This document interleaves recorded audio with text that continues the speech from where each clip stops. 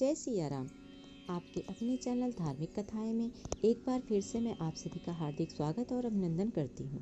आज की अपनी इस वीडियो के माध्यम से मैं आप लोगों को प्रदोष व्रत का महात्म्य, प्रदोष व्रत किस तिथि को पड़ रहा है और इस दिन पूजन का शुभ मुहूर्त क्या है तथा इस दिन प्रदोष व्रत कथा का श्रवण भी करवाऊंगी। तो वीडियो में बने रहें, वीडियो को पूरा देखें। वीडियो अगर पसंद आए तो कृपया लाइक करें और कमेंट करके बताएं। साथ ही मेरे चैनल को सब्सक्राइब करें, बेल आइकन को भी प्रेस कर दें ताकि मेरे वीडियोस के नोटिफिकेशन आप सभी को मिलते रहें। और कमेंट बॉक्स में भगवान शिव का नाम लेना कदापि न भूलें। प्रत्येक चंद्रमास की त्रयोदशी तिथि के दिन प्रदोष व्रत रखने का विधान है। यह व्रत कृष्ण पक्ष और शुक्ल पक्ष दोनों को किया जाता है। सूर्यास्त से लेकर रात्रि आरंभ होने तक के मध्य की अवधि को प्रदोष काल कहा जाता है, परंतु विभिन्न प्रदेशों में अलग अलग स्थानों पर यह समय बदलता रहता है। इस प्रदोष काल में भगवान भोलेनाथ कैलाश पर्वत पर प्रसन्न मुद्रा में नृत्य करते हैं। जिन जनों को भगवान श्री भोलेनाथ पर अटूट श्रद्धा और विश्वास हो, उन सभी को त्रयोदशी तिथि में पड़ने वाले प्रदोष व्रत का नियम पूर्वक पालन करना चाहिए, उनका उपवास करना चाहिए और उस दिन भगवान शिव का पूजन करना चाहिए। यह व्रत उपवासक को धर्म मोक्ष से जोड़ने वाला और अर्थ काम के बंधनों से मुक्त कराने वाला होता है। इस व्रत में भगवान शिव की पूजन किया जाता है। भगवान शिव की जो आराधना करने वाले व्यक्तियों को गरीबी, मृत्यु, दुख और ऋण से मुक्ति मिलती है। सूत जी के कथनानुसार त्रयोदशी का व्रत अर्थात प्रदोष का व्रत करने वाले मनुष्यों को 100 गाय दान करने जितना फल प्राप्त होता है। सूत जी बोले, बुध त्रयोदशी प्रदोष व्रत से सर्व मनोकामनाएं पूर्ण होती हैं। इस व्रत में हरी वस्तुओं का प्रयोग करना चाहिए। शंकर भगवान की आराधना धूप, बेल पत्र आदि से करनी चाहिए। प्रदोष व्रत को लेकर एक पौराणिक तथ्य सामने आता है कि एक दिन जब चारों ओर अधर्म की स्थिति होगी, अन्याय और अनाचार का एकाधिकार होगा, मनुष्य में स्वार्थ का भाव अधिक होगा तथा व्यक्ति सत्कर्म करने के स्थान पर नीच कार्यों को अधिक करेगा, उस समय जो भी व्यक्ति त्रयोदशी का व्रत रख शिव आराधना करेगा, उस पर शिव कृपा होगी। इस व्रत को रखने वाला व्यक्ति जन्म जन्मांतर के फेरों से निकलकर मोक्ष मार्ग पर आगे बढ़ता है, उसे उत्तम लोक की प्राप्ति होती है। जो लोग भी प्रदोष का व्रत रखते हैं, उनके लिए अलग अलग वारों के अनुसार प्रदोष व्रत के अलग अलग लाभ प्राप्त होते हैं। जैसे सोमवार के दिन त्रयोदशी पड़ने पर किया जाने वाला प्रदोष व्रत आरोग्य प्रदान करता है। सोमवार के दिन जब त्रयोदशी आने पर प्रदोष व्रत किया जाता है, इस दिन मनोवांछित फलों की प्राप्ति होती है।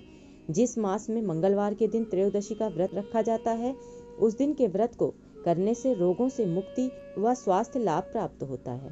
बुधवार के दिन यदि प्रदोष का व्रत हो तो उपवासक की सभी मनोकामनाएं पूर्ण होती हैं। गुरु प्रदोष व्रत शत्रुओं के विनाश के लिए किया जाता है। शुक्रवार के दिन होने वाला प्रदोष व्रत सौभाग्य और दाम्पत्य जीवन की सुख शांति के लिए रखा जाता है। अंत में जिन जनों को संतान प्राप्ति की कामना हो, उन्हें शनिवार के दिन पड़ने वाला प्रदोष व्रत, जिन्हें शनि प्रदोष बोलते हैं, वह करना चाहिए। अपने उद्देश्यों को ध्यान में रखते हुए जब प्रदोष व्रत किए जाते हैं तो व्रत से मिलने वाले फलों में वृद्धि होती है।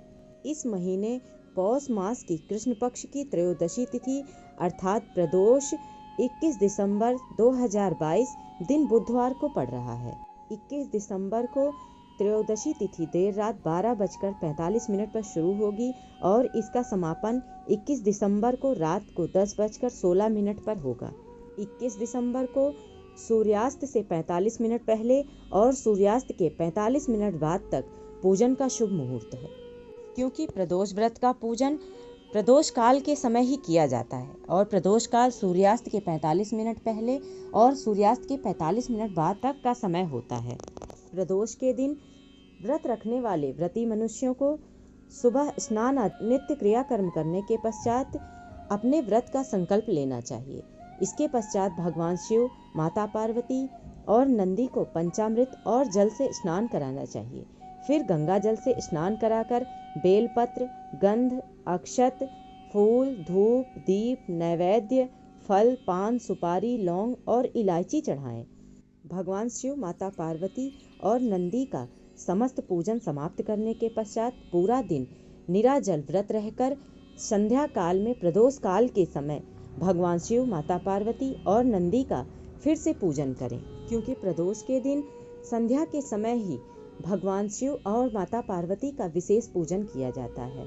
संध्या के समय भगवान शिव का दूध से, गंगा जल से, दही, शहद, घी इत्यादि से उनका अभिषेक करने के पश्चात विधिवत उनका पूजन करें। उनके ऊपर बेलपत्र चढ़ाएं, पुष्प अर्पित करें, धतूरा, मदार इत्यादि वस्तुओं से भगवान शिव का पूजन करें। समस्त पूजन समाप्त होने के बाद भगवान शिव की आरती करें और साथ ही शिव स्तोत्र, मंत्र जाप इत्यादि भी करें। अंत में प्रदोष व्रत कथा पढ़ें अथवा उसका श्रवण करें। इस दिन सूर्यास्त के समय पूजन इत्यादि समाप्त करके शिव पार्वती युगल दंपति का ध्यान करके पूजा करके प्रदोष काल में घी के दीपक जलाएं। इस दिन 1000 दीपक जलाना चाहिए या फिर 100 दीपक जलाना चाहिए, लेकिन यदि संभव ना हो, सामर्थ्य ना हो तो आप एक दीपक भी जला सकते हैं। प्रदोष व्रत विधि के अनुसार दोनों पक्षों की प्रदोषकालीन त्रयोदशी को मनुष्य को निराहार व्रत रखना चाहिए। निर्जल तथा निराहार व्रत सर्वोत्तम होता है, परंतु यदि सामर्थ्य ना हो, संभव ना हो तो नक्त व्रत रखें। पूरे दिन सामर्थ्यानुसार हो सके तो कुछ ना खाएं पिएं, और यदि आप स्वस्थ नहीं हैं या कोई और समस्या है तो आप एक बार फल ग्रहण करके भी व्रत रख सकते हैं। पूरे दिन आपको अन्न ग्रहण नहीं करना है। साथ ही संध्या काल के समय पूजन करने के पश्चात आप फलाहार ग्रहण कर सकते हैं और फल ग्रहण कर सकते हैं। इस दिन व्रत करने वालों को अन्न ग्रहण नहीं करना चाहिए और ना ही नमक ग्रहण करना चाहिए। तो बिना अन्न और बिना नमक के व्रत अवश्य रखना चाहिए। यदि संभव हो तो निराजल निराहार व्रत रखें। संभव ना हो, आप अस्वस्थ हैं, तो आप फलाहार ग्रहण करके भी यह व्रत कर सकते हैं। बुद्ध प्रदोष व्रत कथा के अनुसार एक पुरुष का नया विवाह हुआ। विवाह के 2 दिनों बाद ही उसकी पत्नी मायके चली गई। कुछ दिनों बाद वह पुरुष पत्नी को लेने उसके यहाँ गया। बुधवार को जब वह पत्नी के साथ लौटने लगा तो ससुराल पक्ष ने उसे रोकने का प्रयत्न किया कि विदाई के लिए बुधवार शुभ नहीं होता, लेकिन वह नहीं माना और पत्नी के साथ चल पड़ा। नगर के बाहर पहुंचने पर पत्नी को प्यास लगी। पुरुष लोटा लेकर पानी की तलाश में चल पड़ा। पत्नी एक पेड़ के नीचे बैठ गई। थोड़ी देर बाद पुरुष पानी लेकर वापस लौटा। तब उसने देखा उसकी पत्नी किसी के साथ हंस कर बातें कर रही है और उसके लोटे से पानी पी रही है। उसको क्रोध आ गया। वह निकट पहुंचा तो उसका आश्चर्य का ठिकाना न रहा, क्योंकि उस आदमी की सूरत उसी की भांति थी। पत्नी भी सोच में पड़ गई। दोनों पुरुष झगड़ने लगे। भीड़ इकट्ठा हो गई। सिपाही आ गए। हमशक्ल आदमियों को देख वे भी आश्चर्य में पड़ गए। उन्होंने स्त्री से पूछा, उसका पति कौन है? वह किंग कर्तव्य विमूढ़ हो गई। तब वह पुरुष शंकर भगवान से प्रार्थना करने लगा, हे भगवान, हमारी रक्षा करें। मुझसे बड़ी भूल हो गई। मैंने सास ससुर की बात नहीं मानी और बुधवार को पत्नी को विदा करा लिया। मैं भविष्य में ऐसा कदापि नहीं करूंगा। जैसे ही उसकी प्रार्थना पूरी हुई, दूसरा पुरुष अंतर्ध्यान हो गया। पति पत्नी सकुशल अपने घर पहुंच गए। उस दिन के बाद से पति पत्नी नियम पूर्वक बुद्ध त्रयोदशी प्रदोष का व्रत रखने लगे।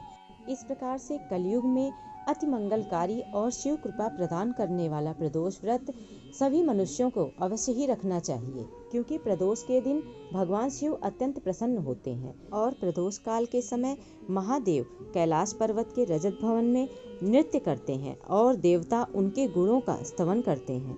जो भी लोग अपना कल्याण चाहते हों वह लोग प्रदोष का व्रत अवश्य रखें। प्रदोष व्रत को करने से सब प्रकार के दोष मिट जाते हैं। आशा करती हूँ आप लोगों को मेरी यह वीडियो अवश्य ही पसंद आई होगी। यदि वीडियो पसंद आई हो तो कृपया लाइक करें और ऐसी ही धर्म ज्ञान से जुड़ी तथा व्रत त्योहारों से जुड़ी वीडियोस देखने के लिए कृपया मेरे चैनल को सब्सक्राइब करें। साथ ही बेल आइकन को भी प्रेस कर दें ताकि मेरी वीडियोस के नोटिफिकेशन आप सभी को मिलते रहें। धन्यवाद।